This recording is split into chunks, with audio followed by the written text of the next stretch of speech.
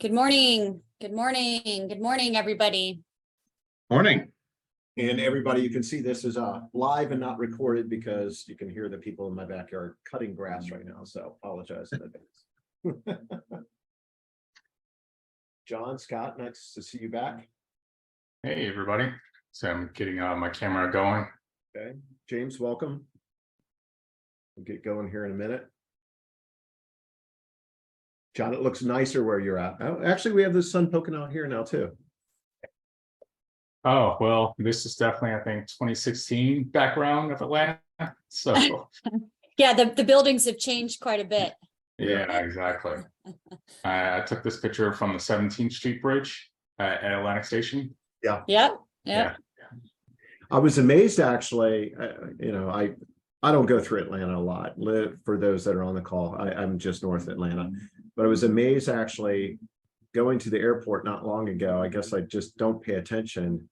All of the cranes and construction downtown right now. I was surprised. So it's like a constant state for the past decade to me, just going anywhere in Atlanta. Yeah. That and now Nashville. Yeah. Crazy. Yeah. Where my middle one is headed to study architecture. So let's go ahead and jump in. So for those that have been back multiple sessions with us, first of all, welcome back. Great to have you and see the faces again. And for those that are new, also welcome. But for those that have been here in the previous two sessions, apologize in advance. The first 2 to 3 minutes of me speaking, it's going to be a repeat. Right? So you're going to hear the same things, but then all of Ken Murray's stuff and all the value add is going to be brand new. So just bear with us, if you will. So we're excited today. This is Grow Your Business During Uncertain Times. This is the third part of our series, sponsored by the Shift Spot. Once again, this is not buildable content. These are, every session is new and unique, and we please encourage you to invite friends to this and colleagues, etc. This is targeted to business owners and CEOs, however, so keep that in mind. Ken, if you can go to slide 2, please. All right, a little bit about me. I won't read the slide, I'll let you do that. But over the past decade, I've been operating, I use this term because I think it resonates with a lot, but I've been operating more as a hired gun or fractional COO. I've worked with companies of pre-revenue up to 50 million in revenue. One sort of an outlier of 250 million across a variety of industries, right? From software to services to legal to CPA firms and a lot of even what I call chaos industry firms, right? Chaos industries are construction, HVAC, landscaping, things of that nature. These are companies that are exploding generally from a growth perspective, cash flow perspective, but regardless of where they're at, they still get to certain thresholds and they're still struggling to run around with like chickens with their heads cut off because they haven't put some of the basic foundational things in place, such as the right people in the right systems and processes and things of that nature. So I come from 3 generations of entrepreneurs and a lot of boom and bust. My parents, and I'd say more specifically, my father, was the type of individual that would put all the money on red 32, roll the dice, and sometimes it worked and sometimes it did not. So I don't know if any of you have that experience, but going through that as a kid, and my mom literally coming to me sometimes to pay the phone bill and borrow money from a 10-year-old kid. I knew that I wanted to go out in corporate America and I wanted to learn from some of the biggest and the best and the brightest before I actually go do my own thing. So, and then over the past 8 years, I've been taking that big company experience and apply it to smaller businesses to help them get greater results, if you will. So you can go to the next slide, please, Ken.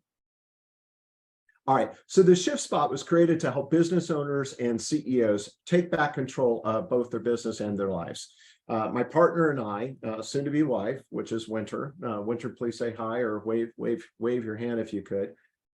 We both saw common themes and experiences in working with business owners, and we wanted to help them create a shift in how they worked in their business and in their lives and get more in balance. And thus we created an exclusive community built just for CEOs and business owners. So our mission in May is purely for the benefit of CEOs and business owners, and it's all around marketing. So Ken, if you can go to the next slide, please.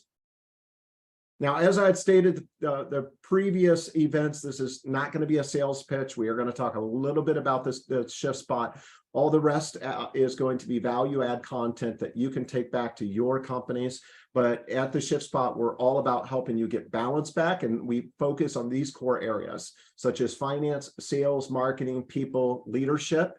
And you can find out more about us. Go to our site at www.theshiftspot, please. And Ken, the final slide. Or next slide, please.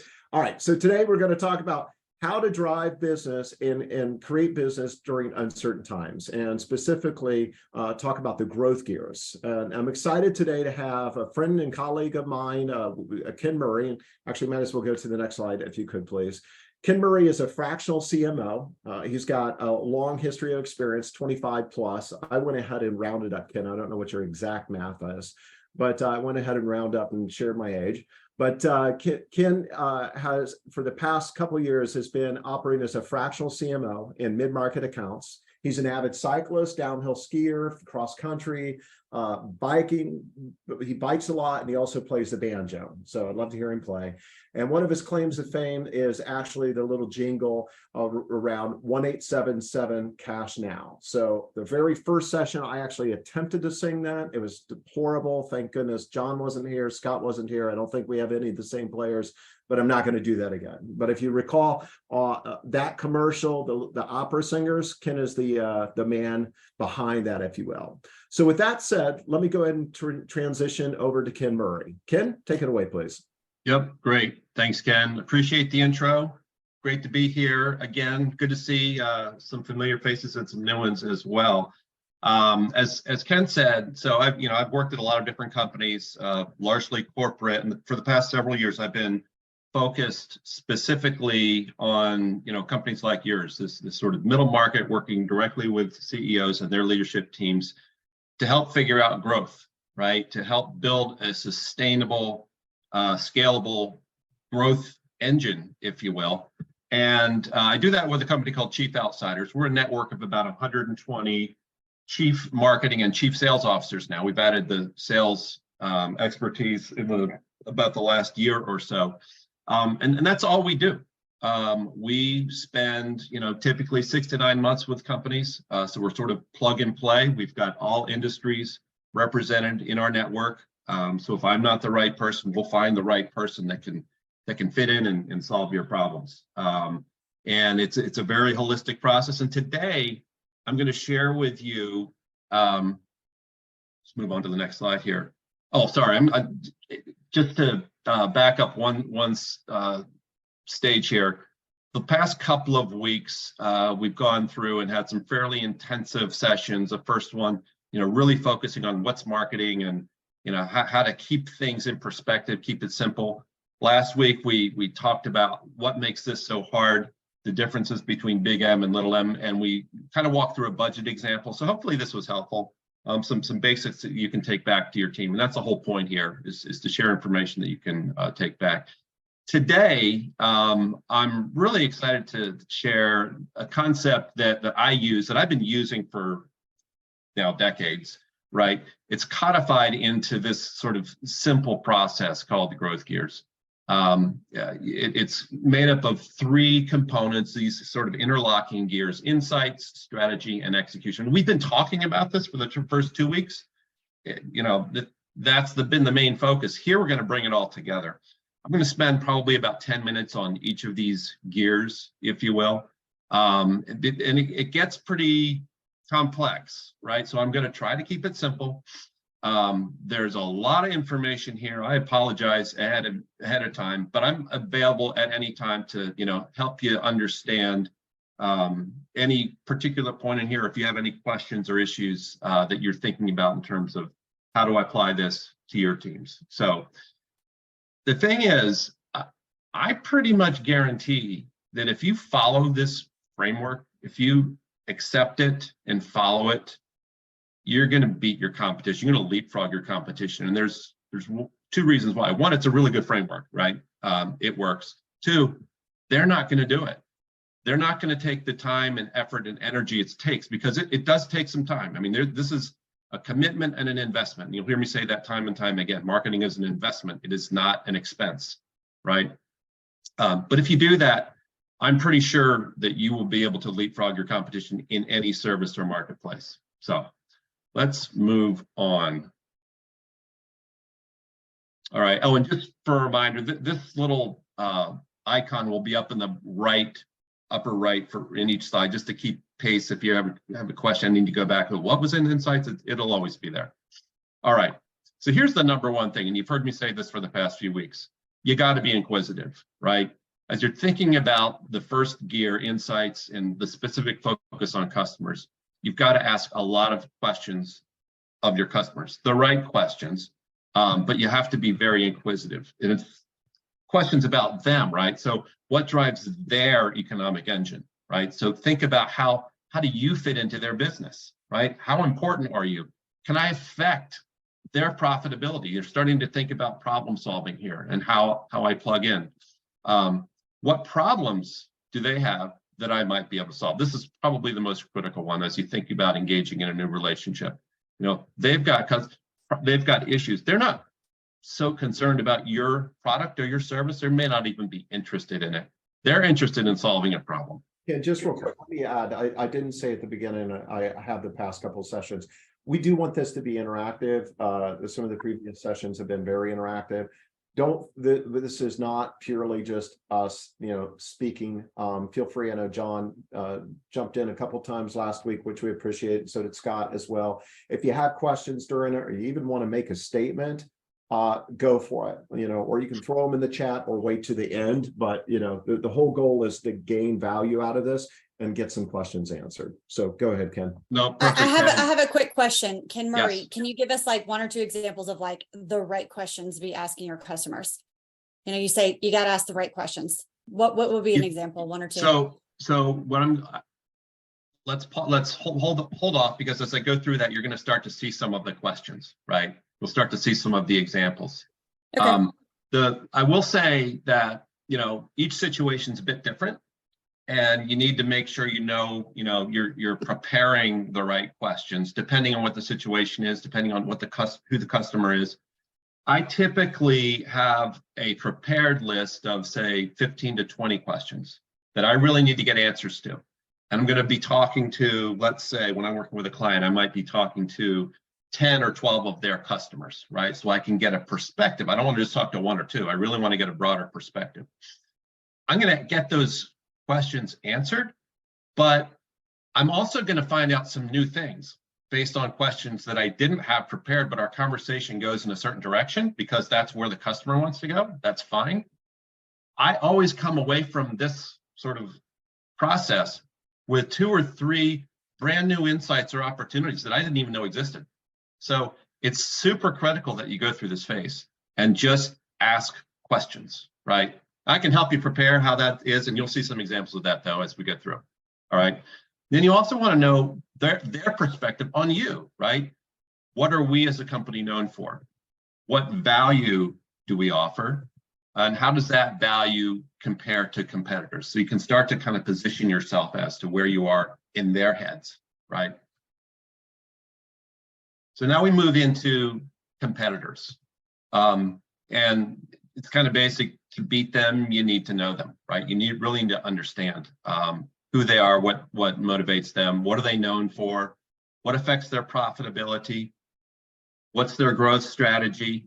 There are different ways of getting this. One is to ask your customers, who may be also, their customers, right? You want to get your customers' perspective on the competition, but there's a lot of information that's available right at your desktop. Right. So there's LinkedIn. You've got, how many followers does this company have? How many employees do they have? What are the backgrounds of their current employees? So you can kind of see how they're structured. What positions are they hiring for? Like, are they in a growth mode? Do you see a whole bunch of new positions or not? Right. So it gets perspective. And then the other thing is going right to their website. What's their mission statement? What are their vision and values? Customer testimonials. Typically, they're only going to put good customer testimonials up there, but it still could be interesting. You can see sometimes some folks show a list of their customers. There's other tools like usertesting.com, which is a very inexpensive tool to use where you can plug in your website and those like 2 or 3 others to see how they compare from a usability standpoint. And then you can look at a tool called that I use very frequently. It's called SEMrush, and it gives you very specific information on website traffic, on keywords that they're ranking for, how they're getting business, where the traffic is coming from. Super effective ways to get intelligence about your competition. And there's a lot more. There's a lot of paid information that you can use, IBIS reports, D&B, etc., if you really want to get to know. But the point is to get some information about your competition.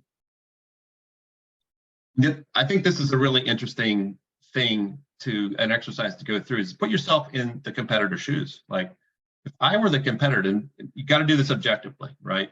But what would my marketing plan be? How would I structure this to sell their product and service and based on their vision and values? How would I approach the marketplace? How would I shift my messaging? And it can give you some ideas as to, hey, what might be working for them and how might it work for me? Is it relevant? How would I create different partnerships? You know, am I getting some information about them as I'm thinking about them? And I think the most important thing here is, what would if I were my competitor, what would I be doing to beat me? This is a super cool exercise to go through. You know, you have to really think about my strengths, my weaknesses, what am I going to attack? And it allows you to prepare for that inevitable. You know, someone is out there trying to beat you. So what would I do to beat myself, and how do I fend off against that? Any questions or thoughts before I move on? Like I said, there's a lot, so I'm going to power through it as much as I can. No? Okay, cool. Okay, I cannot see. Winter, what does this title say? I can't read it because it's my thing's in the way. Says Insights Company. Okay, yeah. So we went from competitors. Now we're going to take Gear 1. We're in Gear 1. We're still in Gear 1. Last bullet in Gear 1. This is about the inward look, right? And again, you have to be honest, right? If you're not honest with yourself, this is just not going to work. Thinking about, what are we uniquely good at? Like, what makes us stand out from anybody else? If you can't come up with something, then that's a problem, right? You got to be uniquely good at something, right? So figure out what that is. What are the factors that impact us, whether they're internal or external? What are the biggest factors affecting our costs, right? So it allows you to kind of think about, I mean, at the end of the day, it's about economics, right? If you can't make a profit, it's going to be pretty hard to exist unless you have some great big benefactor out there, although some technology companies have never made money, but that's another story. Who are our most profitable customers? You'd be amazed at how many companies don't know this. They just don't have a clue because they haven't done the hard work. They haven't looked at the data, and they have some assumptions, and those assumptions are frequently wrong. And similarly, who are our least profitable customers? And how do I make some change there? And we remember in our first session, as we talked about segmentation. So this is where some of the tools that we've introduced start to come in. It's like, how do I deal with these different nuances? Most profitable customers, least profitable customers. Do we as a company, do we have values? Do we understand them? Do we embrace them? Do our employees know what they are? Can we articulate them? Can they articulate them when they're out in the field?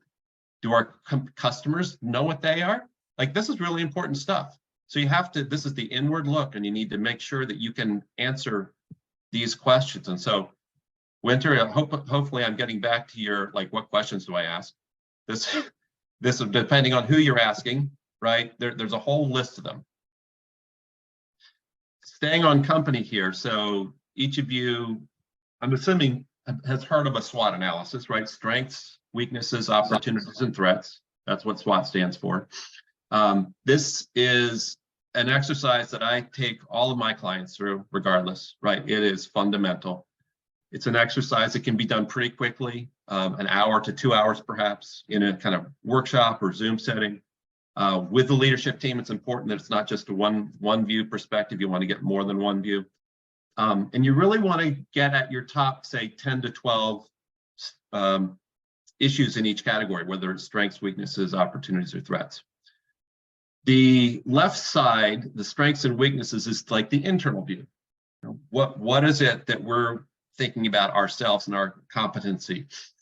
The right side, the opportunities and the threats, is the external view, right? So what are other people, what are the things that are outside of our kind of control that we can do or that we can't do, that we need to work on to fend off, right? If it's a threat.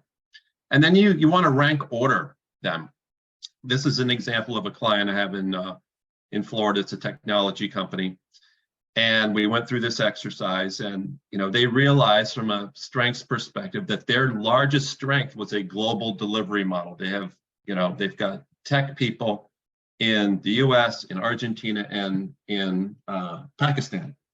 And so having that dispersed talent gives them a significant advantage over their other competition. So, this is something that we're going to highlight. And you use the SWOT analysis to really build out the rest of how you're going to be positioning yourselves. Okay, we're going to move into this gear number 2, strategy. Strategy can be really complex, and I've tried to put it, on a page in a sense to really give you a simplified view of how to attack the market with the right strategy. And so, bear with me for a second. On this left axis, this vertical axis, you've got customers, and on the horizontal axis, you've got offerings. Okay, and in each of these, you've got current and new. So you've got a 2x2 grid here. So what you want to look at is, how do I need to deal with the situation of, I don't want to, I'm not building new products, and I want to go after my current customer base. I really don't, and by the way, these are not mutually exclusive. You can do some or all of them. All of them will be kind of rough, but you can have a strategy for each of these categories. So if I'm going after this sort of current customer, current offering, I'm going to have to be able to do something, right? I have to build a strategy to grow this. And it's all about growth. This is the bullseye is growth. So I'm going to have to differentiate myself from the competitors. I'm going to have to take my existing products and services and improve them, whether it's improved packaging, improved function, whatever. Then you start to think about, well, okay, I actually want to get new customers. So I'm not planning on changing my products and services. I might improve them, but I really need new customers. Let's say I'm a software company and I'm serving the healthcare marketplace, and I've kind of penetrated that, and I'm like, I'm getting tired of that. It's not as profitable. What other markets could I enter? Maybe financial services, maybe insurance, maybe some other category. This is a new segment. How am I going to do that? Or, geographically, maybe I'm based in the Southeast, and my key clients, my key accounts are in Atlanta and Jacksonville and New Orleans, but I have an opportunity in the Midwest. I have a buddy in Milwaukee who has friends in Chicago and so forth and so on. So I can expand geographically. So each of these boxes represents an opportunity for building a strategy, right, to attack and grow. Hey, Ken, Make sense? let me just interrupt real quick, because I know most on here don't know each other, but fortunately I know most on here, but not all. But you've got a lot of strategy CEOs on here that are very strategic. I mean, Scott has spent his life, building and around strategy and everything. John is all about strategy at LogicSpree. I mean, Mike O'Neill, correct me if I'm wrong, but you just got done executing a 2-day strategy program actually last week. Gary, looking you up on LinkedIn, I know you communicated with Winter, but a lot of strategy from your perspective and Mark's as well and everything. So, I'd like to hear others' thoughts on some of these things or questions or everything, because one of the great things about the Shift Spot is bringing folks around the table that actually have these strategic minds and different approaches and perspective as well. So I'm curious, the rest of you, how you feel, what your questions might be, and thoughts on this from a strategy perspective purely. From a strategic standpoint, I guess I'll just speak from my own experience with my own company. I took this very same approach when looking at, say, expanding our business. We focus on new segments or geography. And for us, we do focus on geography, as well as specific areas within the platform that we work on. And we focus on Salesforce, which there's a lot to it. So we choose very specific areas, very specific verticals, very specific geographies for our expansion strategy. So this is, spot on in terms of the way that we look at things. Okay. Cool. Not to put everybody on the spot, I just thought it was interesting. A lot of you have are very strategic minds. So go ahead, Ken. No, and like Ken said, feel free to chime in at any point. So just working through the strategy pieces, we've got, again, I'm going to keep saying this, in order for this to work, you got to be objective and you have to be honest with yourself. Ask yourself the question. So how are we going to grow? Getting back to that previous slide, is it going to be organically, geographically, acquisitions? Am I in a position to do acquisitions? Do I have capital to do that? What am I going to need to make this happen? Do I have the right people in place? Capital we mentioned. Do I need partners? That's a great model if you can make it work to expand.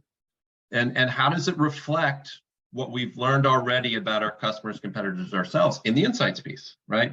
So whatever you do, in this case, it is buildable, right? So you've got to understand how am I going to apply what I've learned into my sort of growth strategy plan. Otherwise, it really doesn't work.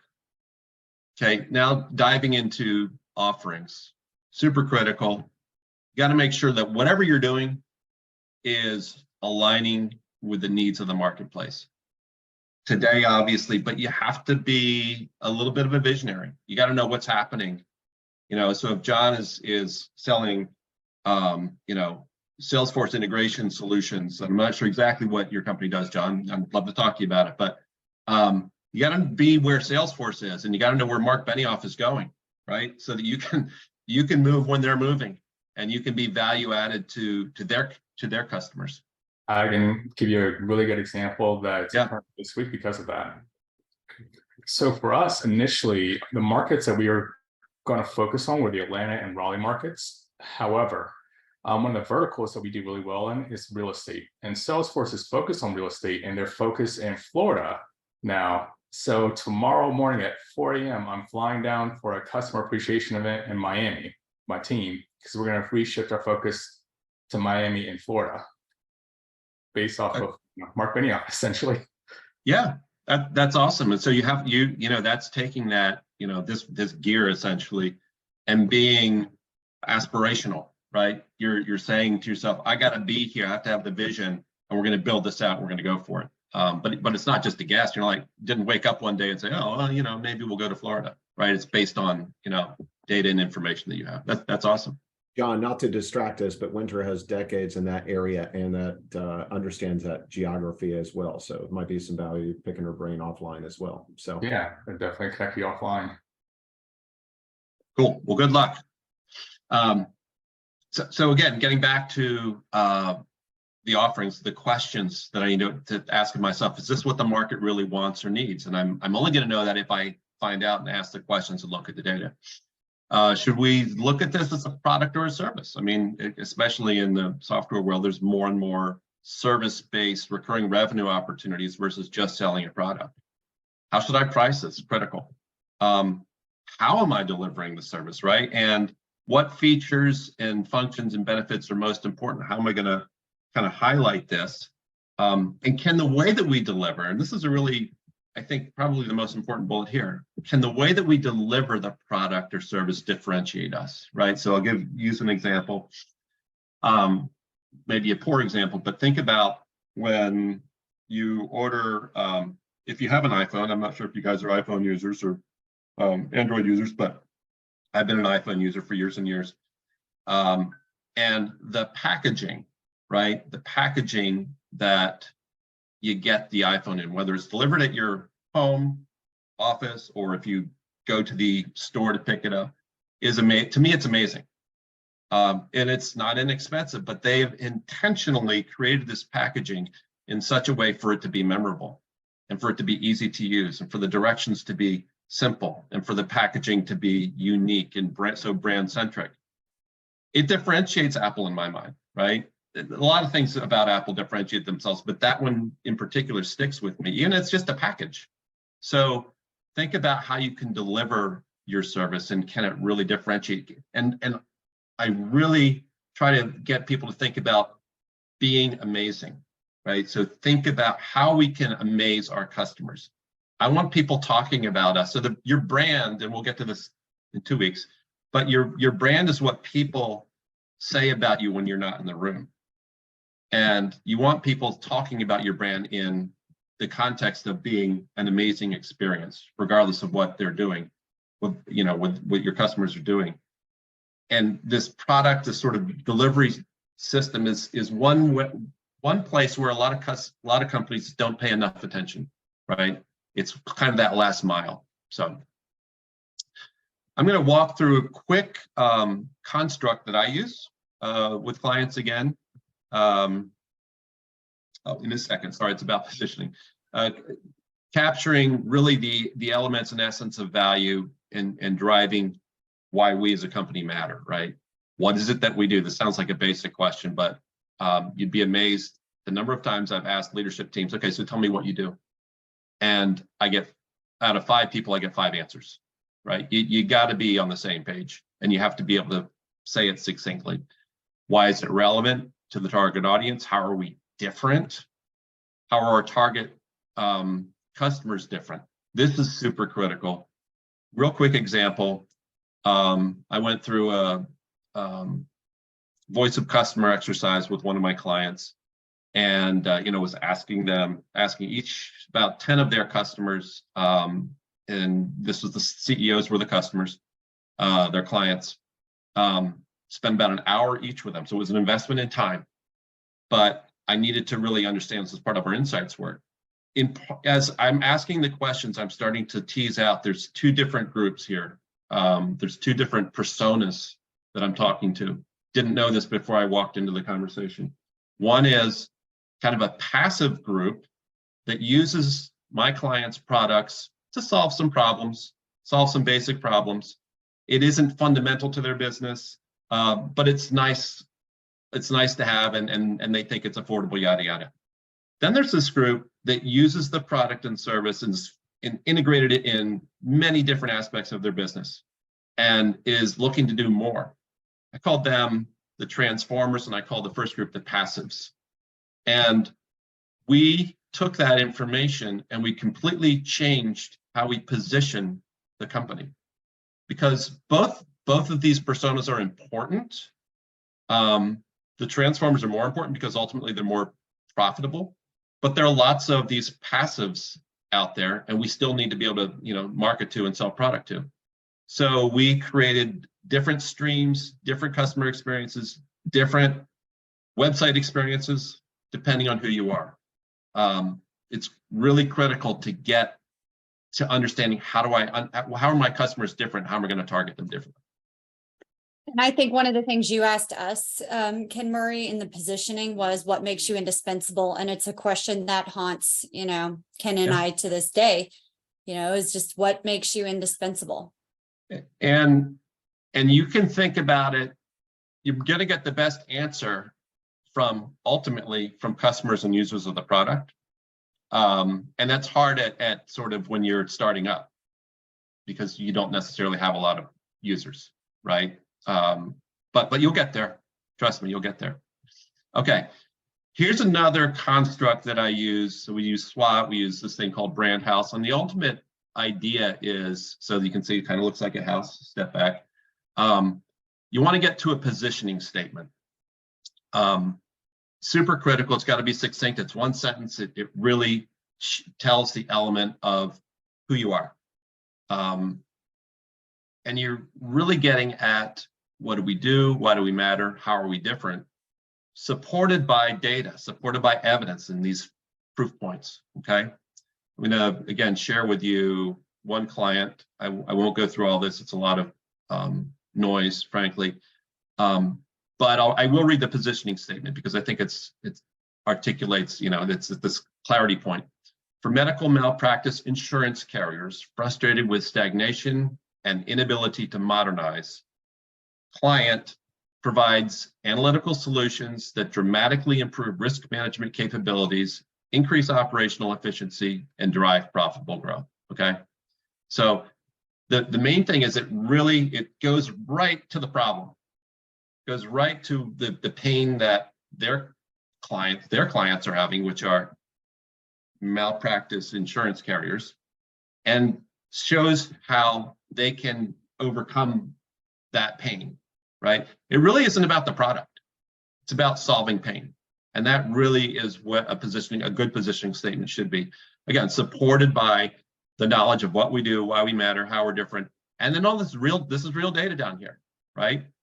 There are solutions to have a 5% improvement in net premium based on rate class accuracy and automation. That doesn't mean anything to anybody on this call, but for their target clients, it means a lot. So again, this exercise takes a little longer because you have to iterate. You never get to this positioning statement on day one. Hard as you try, you have to iterate and edit and come back, and there's a lot of opinions here. But if you spend the right amount of time on it, you will get it, and it will take you miles because you can use it over and over and over again. How long should that take? You said you won't get it day one, day two, day three? Yeah, I mean, look, I did a workshop. It was a half-day workshop, and we got all of the framework, right? We got the foundation. We figured out which data points to use to support the proof points. We figured out, who we are, why we matter, et cetera. It's getting that writing and editing process of taking that information and putting it into the positioning statement. I think we took 2 more cracks at it after that. So, probably all in all about a day, right? And that's valuable time. Like, people don't have a day to do this stuff, but this is really, really critical. So, okay, last gear, execution.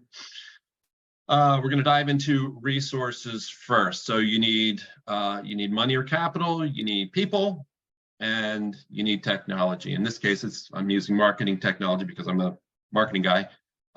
But these are fundamental, and you could come up with some other ideas, some other thoughts, but these are the main 3, right? So let's look. Got to understand, in order for this to work, in order for you to really understand your resources and have the right amount of resources, you have to understand the commitment that's necessary to achieve your dreams. Again, commitment, investment. If you're not committed, it's going to be very difficult to get there. And what level of investment do I need? Yeah, Ken. Just real quick, Mark and Scott had to drop. Samit, you're welcome. Glad you could attend. For anyone that had to jump in later or has to leave early, don't worry. We're going to send this full recording out, so you'll get everything. You won't miss a beat. But go ahead, Ken. Yep. So, what level of investment will I need? What people or skills am I going to need to make this work? What technology will I need?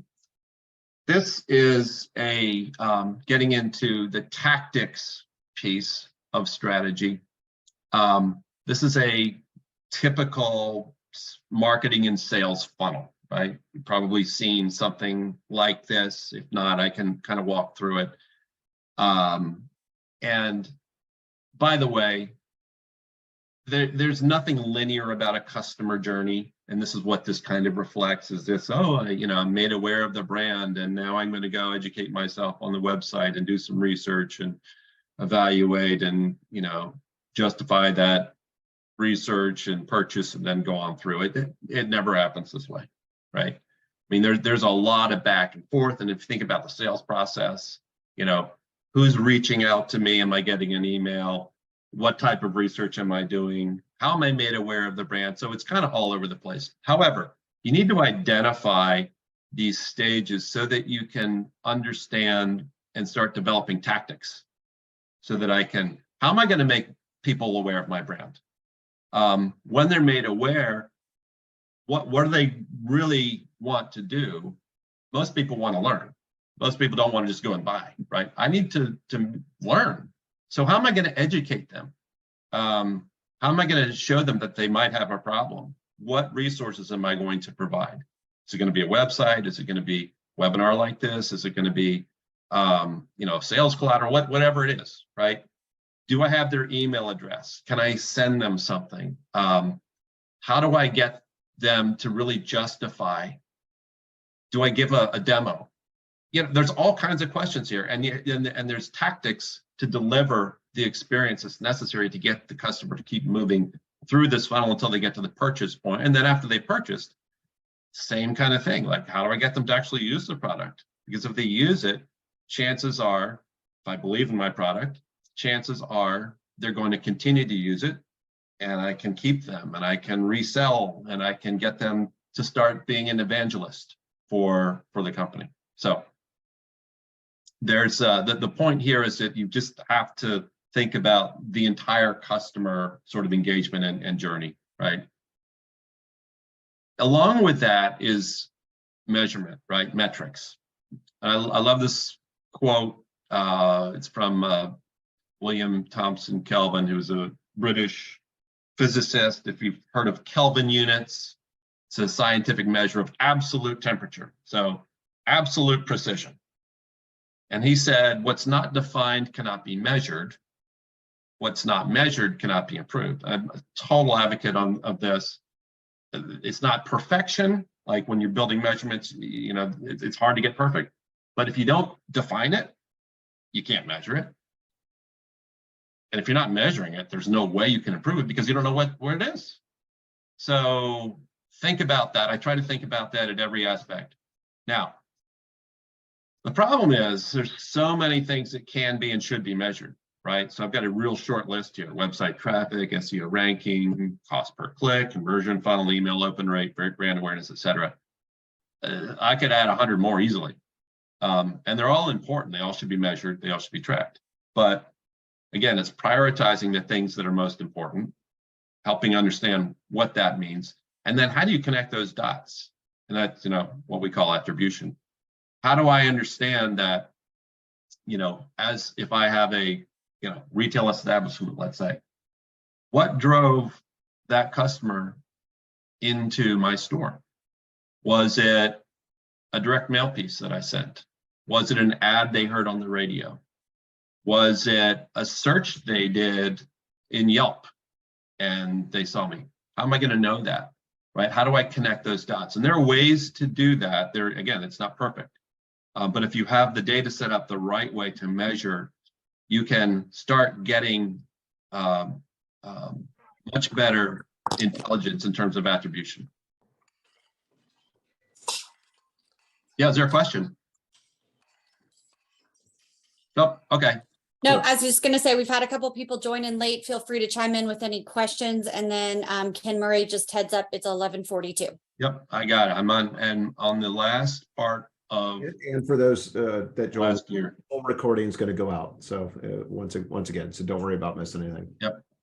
So a super simple example here, kind of metrics from a B2B example. Let's say that you've done your budgeting for the upcoming year, and in order to make ends meet, and including your margin, etc., I'm going to target my cost of acquisition $2,500, right? But the sales just don't happen. I've got to get leads. I've got to understand who my target market is. So I'm going to say, all right, well, how much do I need to spend in order to get per lead, in order to get to that $2,500 acquisition cost, right? That fits my budget. So just kind of working backwards through the funnel, if 80% of my proposals close, then I'm going to need to get a proposal in. It's going to cost me $2,000. If 50% of my sales qualified leads go to proposal, it's going to cost me $1,000 per sales qualified lead. 25% of my marketing qualified leads become SQLs. Then I'm going to need, $250 per lead is my target, right? And so as you think about it, it's kind of related to last week's conversation where we were talking about budget, right? How do I establish a budget? Well, this is a key component, would become, sort of a KPI in very general sense. It's going to cost different through different channels. And then as you kind of think about, well, how am I going to get these leads? through the door? Well, there's different ways of doing it. Here's 3 very basic examples. I could use AdWords. What do I need to get out of that investment at $5,000 a month, and I'm going to get 1,000 clicks? Well, I need to get 2%. I need to get 2% submits. That's my KPI, right? To target me at $250 per lead, assuming close rates are all the same through the various channels, and they're not. But if I think about event marketing, I actually go to conferences, trade shows, and meet people. I'm going to spend $12,000 going there. What do I need to get? What do I need to bring back to make this work? Right? I've got an outbound calling effort. This is going slowly away, obviously, because people don't answer phones anymore. But if you did, and you spent $7,500 a month, you'd need 30 marketing qualified leads in order to make that investment work for you. So this is just an example to kind of get set in terms of how do I position my budget? How do I position my expectations? How do I start to set my KPIs as I am bringing all these growth gears together, and then tactically finding the right customer, the right prospect to get them through the sales funnel. Okay. That is the last of the growth gear slides. I do want to share with you a case study. Okay, Ken mentioned at the beginning of the show those that weren't here 2 sessions ago. This is what I attempted to sing the first session. I chose not to ever do that. Yeah, I'm not going to sing it either. Hopefully the video works. I'm going to play it. It is the culmination. So this is the output of a lot of work. A lot of these gears went into developing the execution. And I'll talk about that after I play this.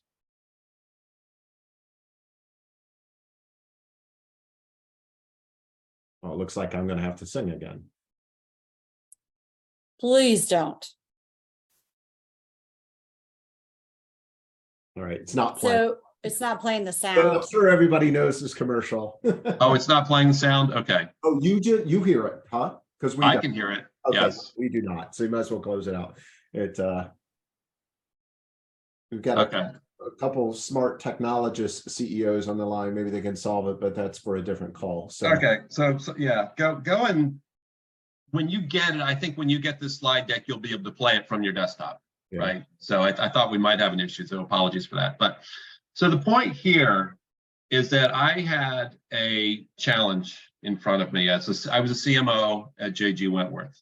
I had a challenge because I was marketing a product that was very complex, took a long time, highly regulated, and it was impossible to find the customers because there's no list, there's no way to really target them.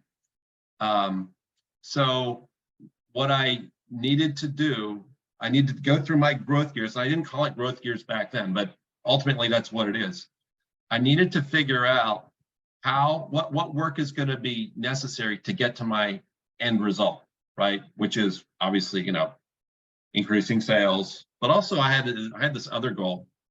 I wanted people thinking about my brand 24/7, right? Thinking about, maybe even singing about my brand in the shower, in the morning as they're getting ready for work. So what's the work related to the growth gears? So from an insight standpoint, I discovered that customers were frustrated they couldn't access assets that belong to them. This is through deep customer insights. This is the thing that really came through. Competitors, I actually wasn't too worried about because they were not known by the market. I asked the marketplace, what do you know? What competitors do you know in my space? They didn't know anybody except us. And then from a company standpoint, there was an urgency to grow, right? Given we had a private equity investment at the time. And if you've been through that, ringer before, there's a lot of pressure. So I had that pressure to grow. These were the insights that were driving me.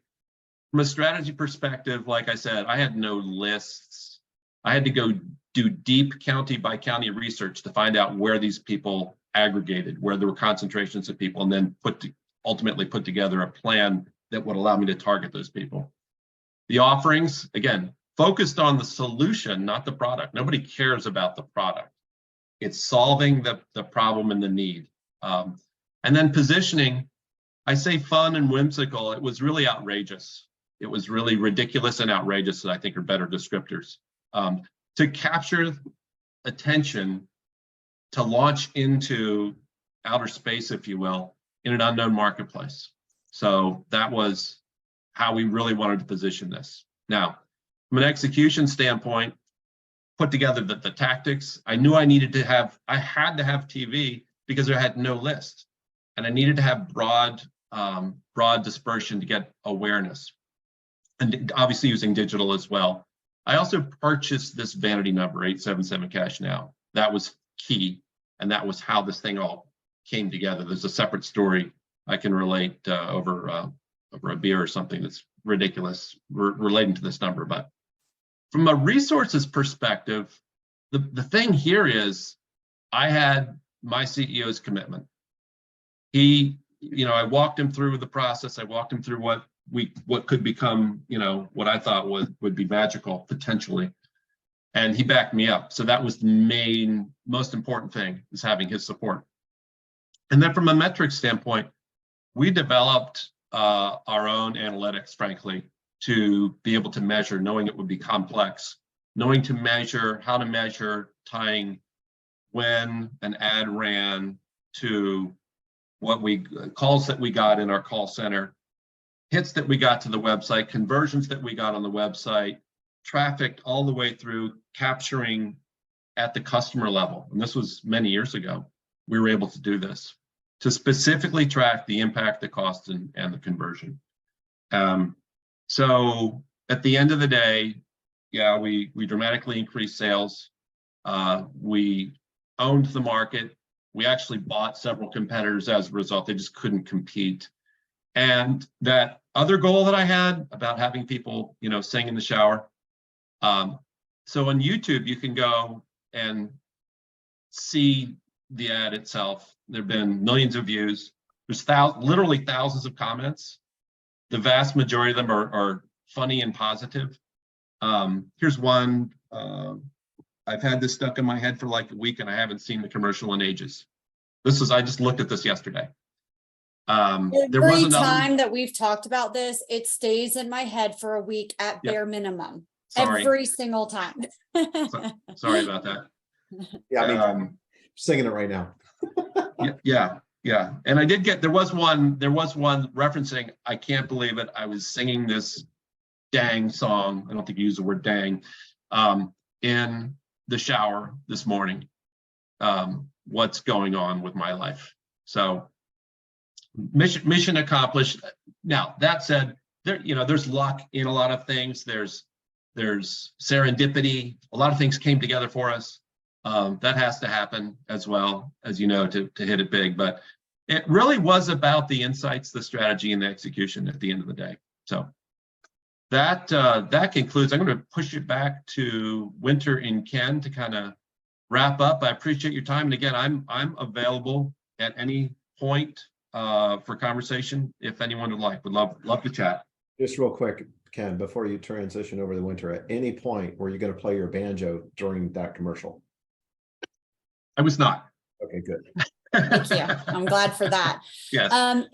If I have most everybody's email here, if you want the replay, just drop your email into the chat list for me. And I have almost everybody, but I think one person, and I've emailed you directly on that. So, awesome job yet again, Ken Murray. I know that this one was really exciting for you because you were very happy to share all about the growth gears. And I love how you try to incorporate all of those different things. And it's really a high level way to tackle marketing, which I think is where everybody goes wrong. That's how these random acts of marketing show up, is they don't think high level like that. So as we talked about, Ken Murray is an example of an expert that we bring into the shift spot. We have 3 sets of events, over 144 events a year.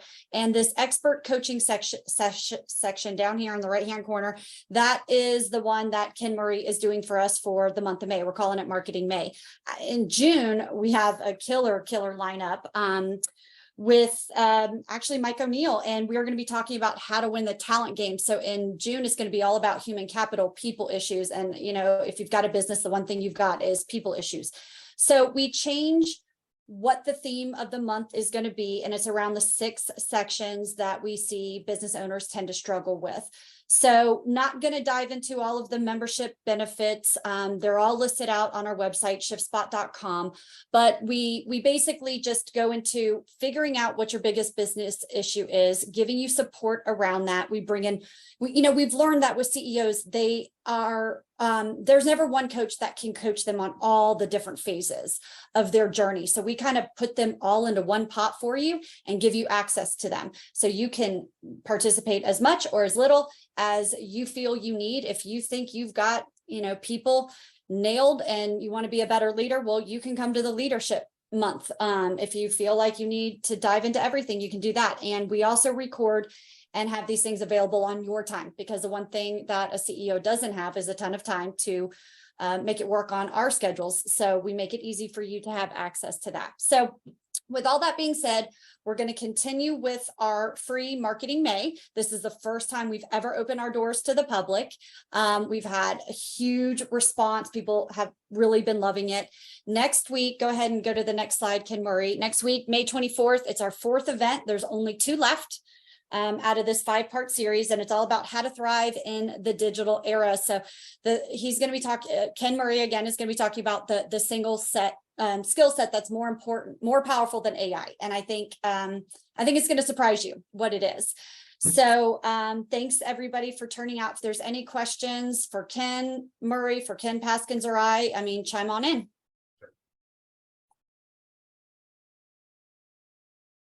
I always say silence is acceptance, and it means that we hit it out. But anyways. Flawless execution. Yeah. Exactly. All right. Well, I will be sending this out in the replay. And if you guys need anything, I will have everybody's contact information in that email as well. All right. Thanks all. Appreciate it. All right. Thanks all. Thanks, have a great everyone. day. Appreciate your time. Okay. Bye-bye. Bye.